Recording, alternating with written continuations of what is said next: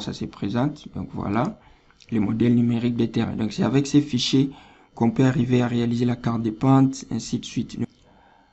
À part les images Landsat, pour réaliser la carte des pentes, on utilise les modèles numériques des terrains. Et pour ça, pour télécharger par exemple les modèles numériques des terrains de ma zone d'étude, je vais commencer par changer les paramètres. Donc je reviens dans critères de recherche. Et là, j'ai toujours la même zone d'étude, mais je vais changer la période, la date. Donc le plage des dates, ça ne sera pas 20 parce qu'il n'y a pas les modèles numériques des terrains pour les années 20. Je dois un peu reculer pour aller vers les années, par exemple, 1990. Donc, je prends janvier et je peux laisser ici jusqu'en 2023 parce que ça va vérifier par rapport à cette période et fournir les données disponibles. Après avoir fait ça, dans couverture NIAGS, c'est pas assez important, mais toutefois je peux laisser ce qui est là.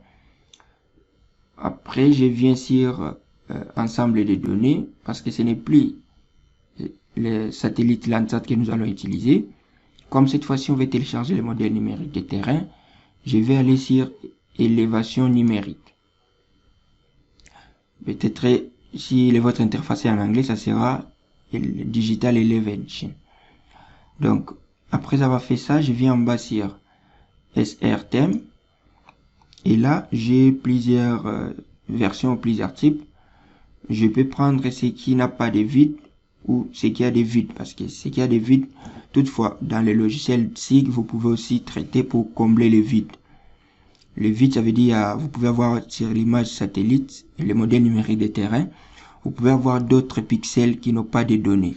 C'est ce qu'on appelle des vides. Alors, il y a la possibilité de remplir ces vides-là. Donc, par exemple, moi, je peux déjà prendre ce qui a des vides remplis. Donc, je coche ça. Et après avoir coché, donc, je peux aussi aller dans critères supplémentaires comme j'ai fait pour l'autre. Et voir qu'est-ce que je peux faire. Vous voyez, par exemple, ici, dans critères supplémentaires, j'ai juste des informations. Je peux choisir par rapport à la résolution. Cette résolution-là est réservée à la couverture américaine et l'autre pour la couverture mondiale. Une fois fini, je clique sur les résultats des critères. Et là, voilà, j'ai des résultats. Il y a le modèle numérique des terrains qui a été téléchargé en 2012. La date et l'heure est là.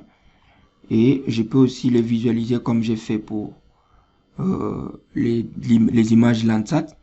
Et là, vous remarquez que mes scènes ne couvrent pas l'entièreté de ma zone d'étude. Donc, si je coche aussi l'autre, vous voyez que pour couvrir l'entièreté de ma zone d'étude, j'ai des scènes. Donc, je dois télécharger les deux scènes et puis travailler sur ces deux scènes. Donc, je serai obligé de procéder à la fusion. Donc, je dois fusionner ces deux scènes afin d'avoir l'image complète de ma zone d'étude. Donc, je peux aussi cliquer là pour le voir réellement, comment ça se présente. Donc, voilà, les modèles numériques des terrains. Donc, c'est avec ces fichiers qu'on peut arriver à réaliser la carte des pentes, ainsi de suite. Donc, tel que vous l'avez demandé. Et ici, qu'est-ce que je vais faire? Je clique sur télécharger. Et les modèles numériques des terrains ne pèsent pas assez comme les images satellites Landsat. Et pour le modèle numérique des terrains, vous devez prendre les fichiers GeoTIFF. C'est ça, parce que ça vous présente 3 fichiers, mais vous devez prendre les fichiers type GeoTIFF. Je clique sur télécharger. Et j'ai fait pareil pour l'autre scène.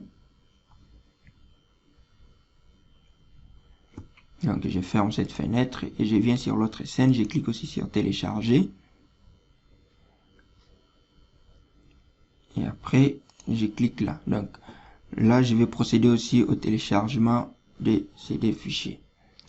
Donc si je viens là, je peux voir les 3 bandes que j'avais téléchargées avant, ainsi que les 2 fichiers, le modèle numérique des terrains dont je viens de télécharger.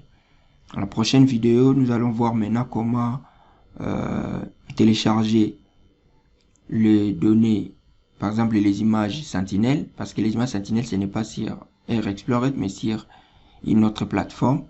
Et ensuite, on verra comment traiter les modèles numériques des terrains pour réaliser la carte des pentes, ainsi de suite.